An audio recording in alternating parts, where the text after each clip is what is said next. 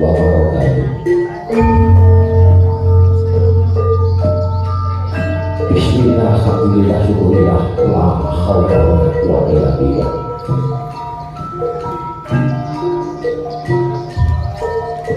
Sabya mungkin sepuh sumawa sudah pernah orang.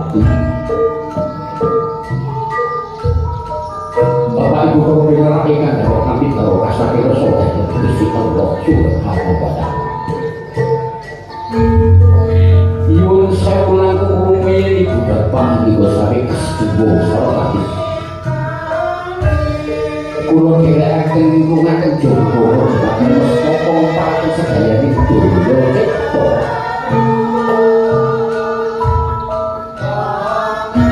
Orang yang bikin baru orang tua kulo dulu saudara bisa melakukan hal itu tidak.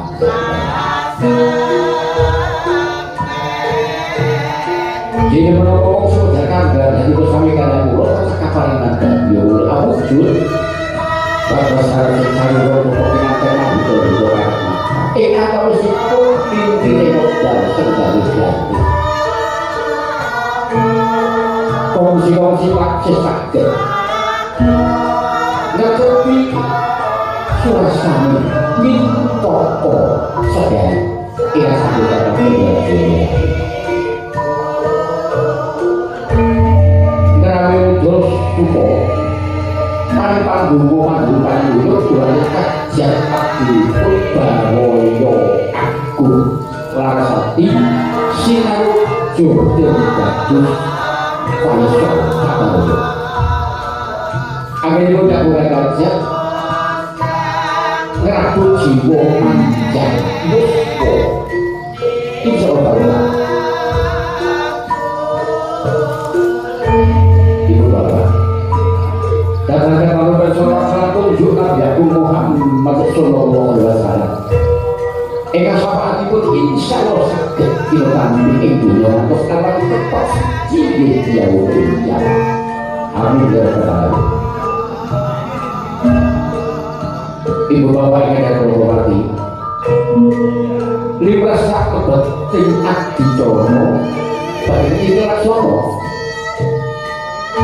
Karena kita dicorek kerja kita semua adalah seperti tidak nanti ingat dari itu pernah mereka dicorek panggung mati dari kita Laksono gabung tanda sakitnya menjadi itu bapak ini di Laksono jejer di rumah sani pakul pangan selalu pangan sani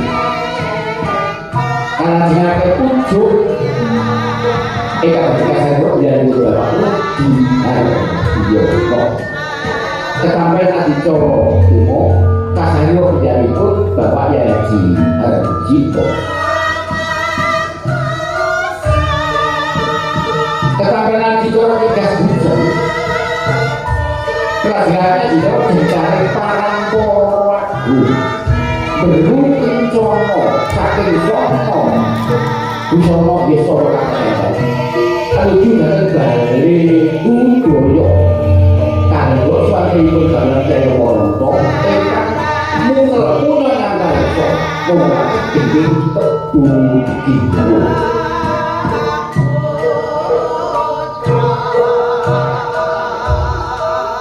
Mulai disurkan dari itu nanti, sampai adi coro, terbalik juga kayu, eka bagian itu studio korban itu.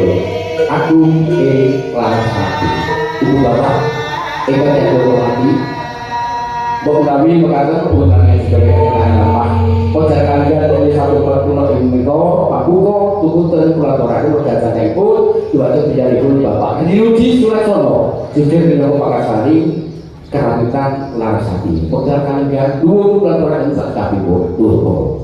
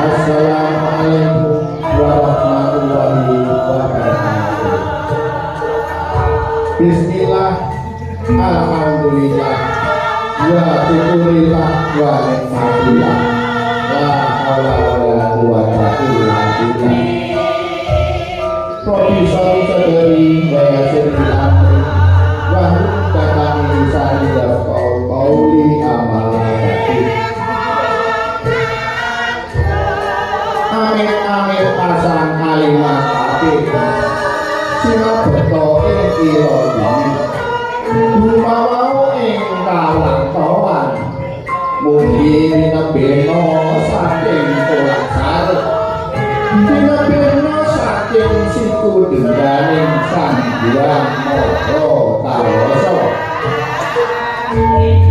nuwun kula nuwun kami nyebut asmaning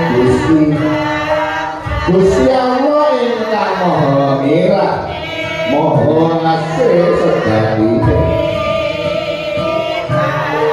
mula-mula kula ngaturaken pamangga para rahaja ing sami kala tuhuri pame deduka dina saking sawiring sesengguh panendu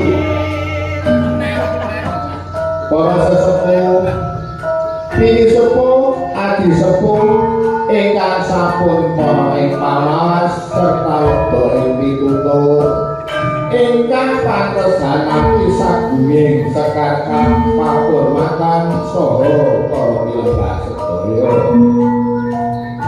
ingkang kawula hormati Bapak Lurah kaliyan Darmo Bapak Ketua FMK Kelurahan Beruk kaliyan mewakili ingkang Bagyo Mulya Bapak Ibu undangan ingkang sami rawuh saha sedaya para lenggah ingkang dipun rahmati Allah Subhanahu wa taala kepareng mantur ingkang sedhidhak langkungé monggo sesarengan ngunjukaken rasa syukur dumateng Allah Subhanahu wa taala ingkang sampun maringi kathah kenikmatan dumateng kita sedaya saengga kita saged ngrawuhi acara uyon-uyon ngrabuh jiwa memanjang yuswa saking karangan larasani karang wedang wonten Pendopo Kelurahan Beruk menika kanthi keadaan sehat walafiat boten wonten alangan setunggal menapa kabeh kalipun pramila panjenengan sami kaluran rawuh ing dinten punika kasuwun donga pangestu wilujeng anggenipun para kadang karawitan Larasati gadah hajat wilujengan Menteri wiyosanipun Ibu Dewi Faisal lan kangge paksa karawitan Larasati ingkang kaping 3 kanthi panajab mugi tansah dipun paringi kawilujengan katentreman kabanggaswarasan rejeki ingkang barokah manggasa gegetoan tumuju dumateng pagesangan ingkang hayom jenggem permanen nirbaya nir ing mikara bagya stari lan mulya salawasih mugi karawitan Larasati anggenipun babar budaya tansah ngrembaka kaluka sak nuswantara ujug kula kangge madya dinten wiyosanipun Ibu Dewi Faisal saha kangge parsa karawitan Larasati badhe dipun iklanaken dening Bapak Rudi Haryono dipun sumandhahaken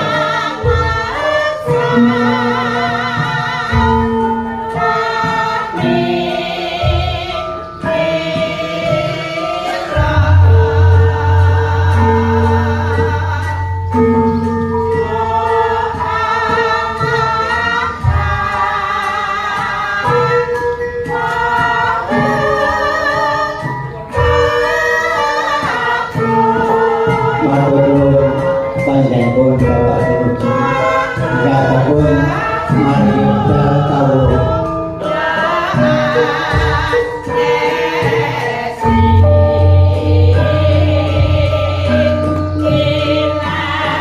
Assalamualaikum warahmatullahi wabarakatuh. Bismillah, alhamdulillah, wa syukurillah, la ilaha illallah.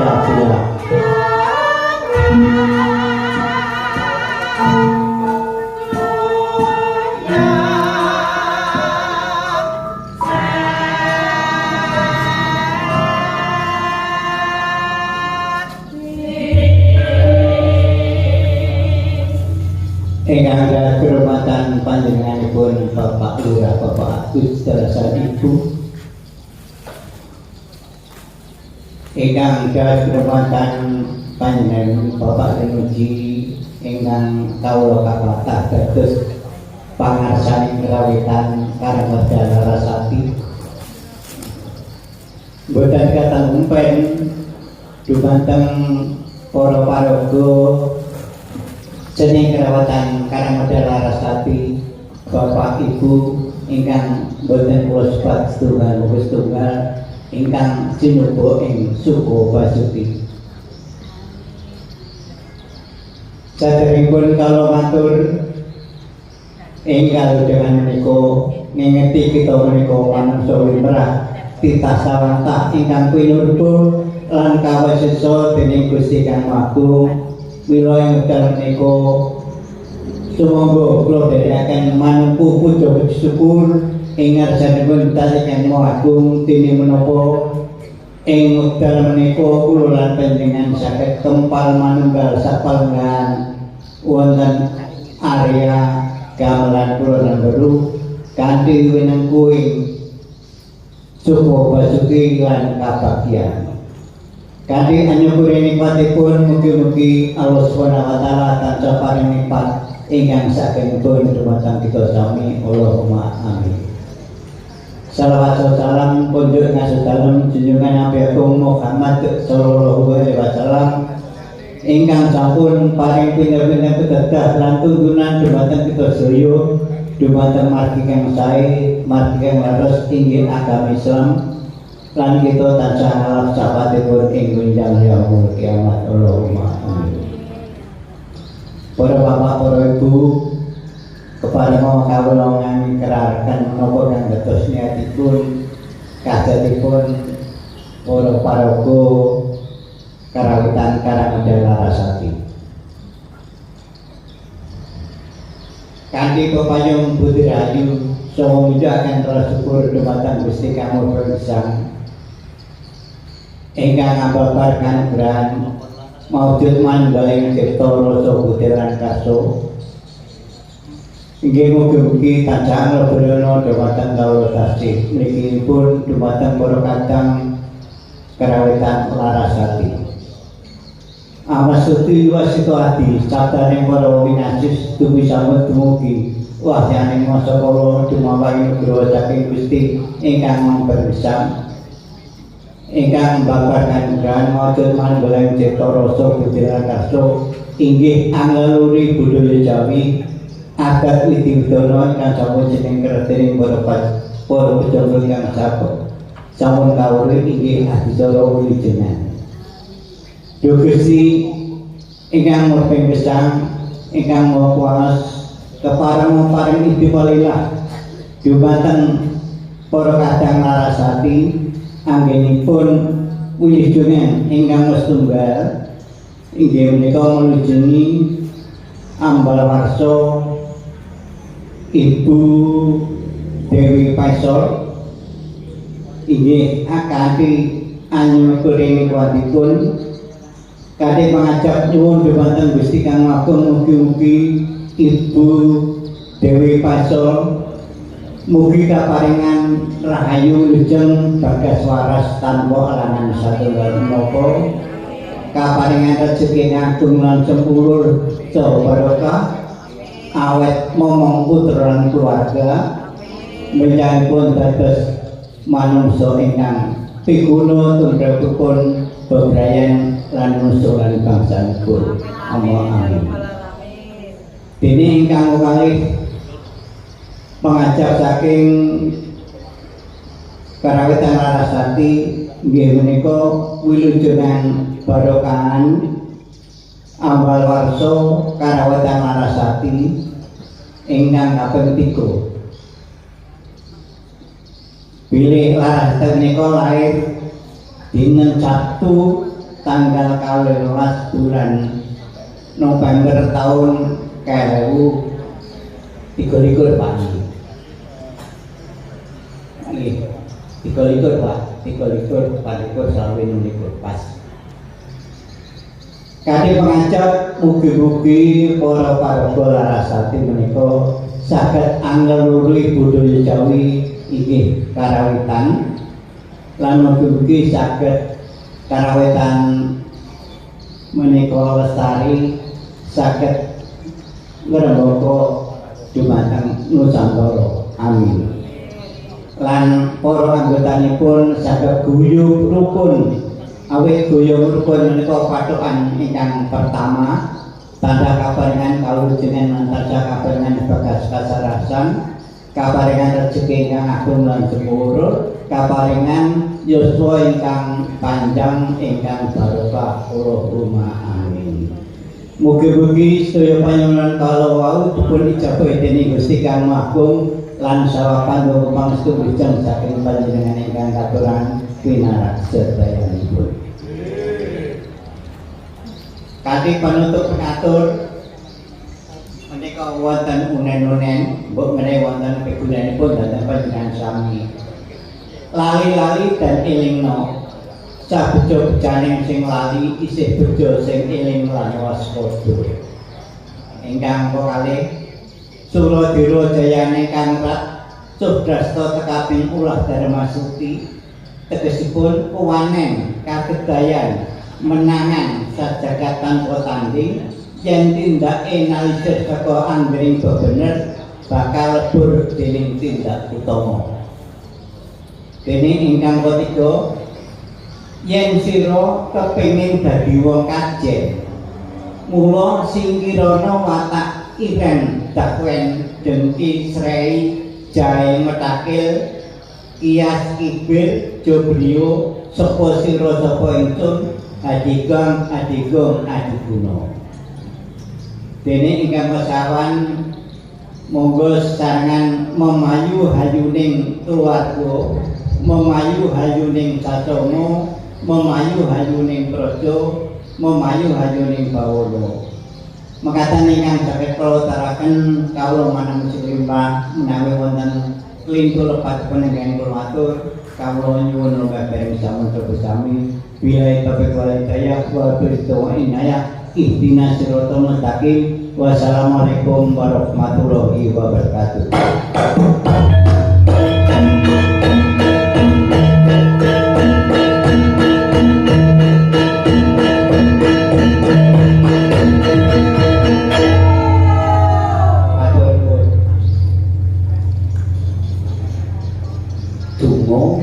Kasalipun penjanipun Bapak Yai Haji Hardito.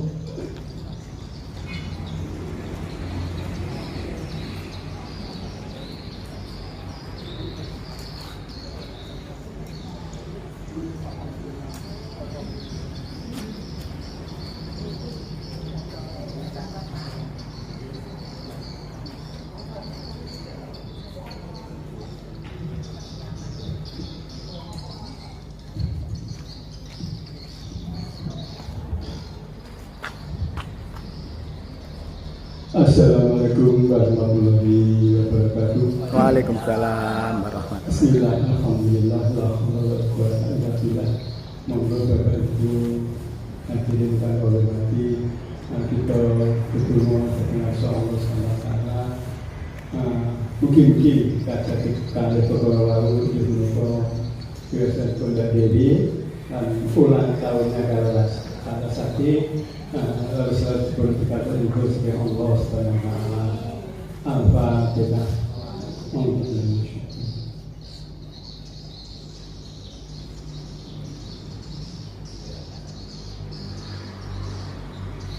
أعوذ بالله من الشيطان الرجيم بسم الله الرحمن الرحيم اللهم صل على سيدنا محمد وعلى سيدنا محمد والحمد لله رب العالمين حمدا شاكرين حمدا نعيمين حمدا يغفر له مزيدا يا ربنا الحمد كما ينبغي لجلاله وجهه وعظيم اللهم إنا نسألك رحمة في الدين وعافية في الجسد وزيادة في العلم وبركة في الرزق وتوبة قبل الموت ورحمة إلى الموت ومغفرة بعد الموت اللهم هدنا لنا في سكرة الموت وأجعلنا وأبدا في سعادة Rabbana la tuzigh qulubana ba'da idh hadaytana wa hab lana min ladunka rahmah innaka antal wahhab.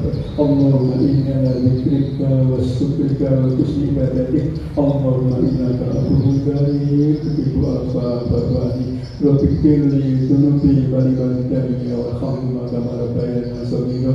Rabbighfir li dhunubi wa liman tabi'ani warhamhuma kama rabbayani shaghira. Rabbighfir li dhunubi wa liman tabi'ani warhamhuma kama rabbayani shaghira. Allahumma barik lana fi Rajab wa Sya'ban wa balighna Ramadan. Allahumma rabbana atina fid dunya hasanah wa fil akhirati hasanah wa qina adzabannar wa qina adzabannar ya aziz ya ghafar ya rabbal alamin. Subhana rabbika rabbil izzati amma yasifun wa salamun alal mursalin walhamdulillahi rabbil alamin. Wassalamualaikum warahmatullahi wabarakatuh.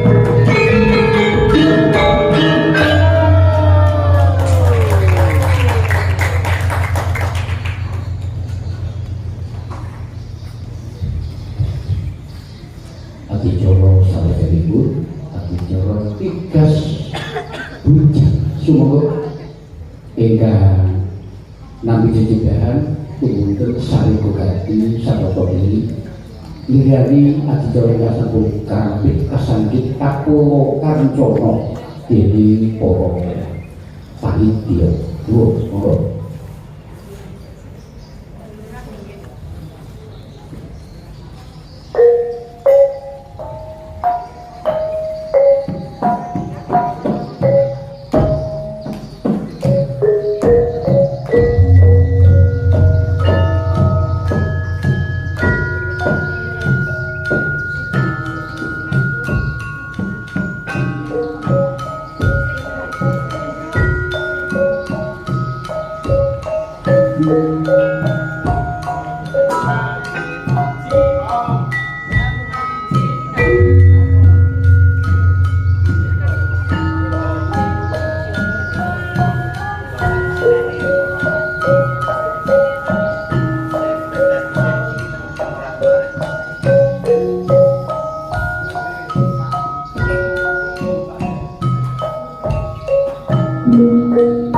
Niang seswa matur marang Risama Yogi.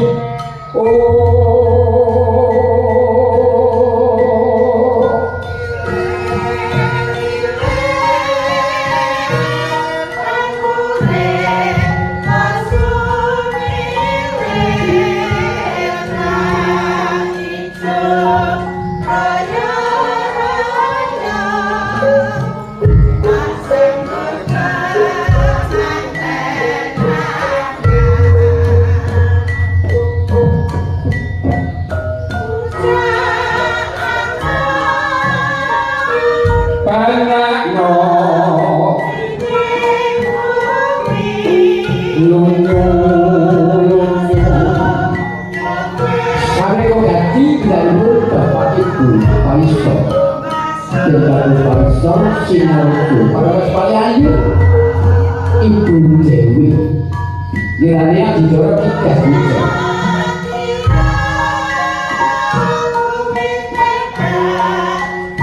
dikepake ya Pak bujang ini apa Pak bujang ini ya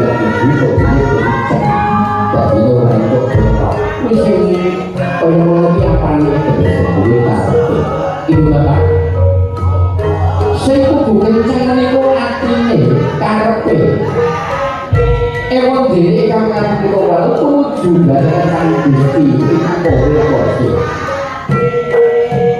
ing sajroning menika saya kesele rangkaian ambenan sing diarani kembang setaman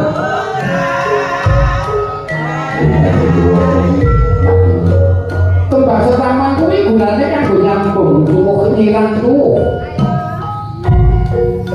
dulanke ya Pak iki tak dulan ora saya tak dulan coba jane nek kau bagi ya ora enak ya diubah titik wah iya ojo banyak ngendikane Mbak Bisa iki ketok gagal nomor komputer hati-hati nek jeneng setir opo to iki jarene iki lek obah banter-banter kuwatir anak iki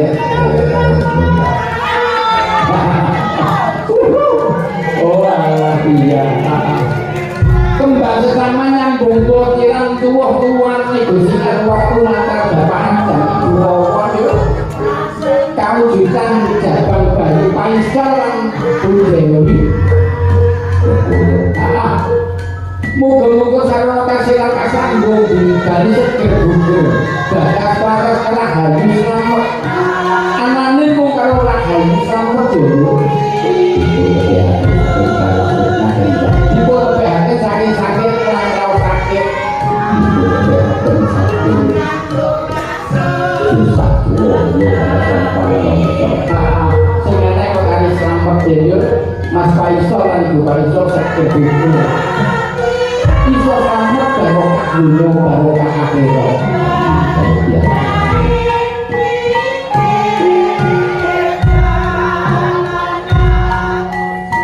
monggo kalau sesepuh balasan kini sepuh menika mirsani adicara caos jeneng abang saking Blenpur pangarsinipun Larasati dumateng sesepuh Karangreja lan Larasati kasih laksana monggo jenenge abang putih jeneng Sepolo apa jeneng kowe oh Sepolo Muhammad nyuwun tolak BPK Sepolo saking kesaudari Gusti Allah balak sing dhuwur dilawak cilake jadi kasane Gusti Allah sing dibawa kok dengan temomo sing temomo ilang malane kosok baline malah tansah muntut ora bahagia mulya bagas sarase baro aku Larasati amin ya rabbal alamin ya Larasati nyawiji satu hati meskipun berbeda tapi satu dalam visi dan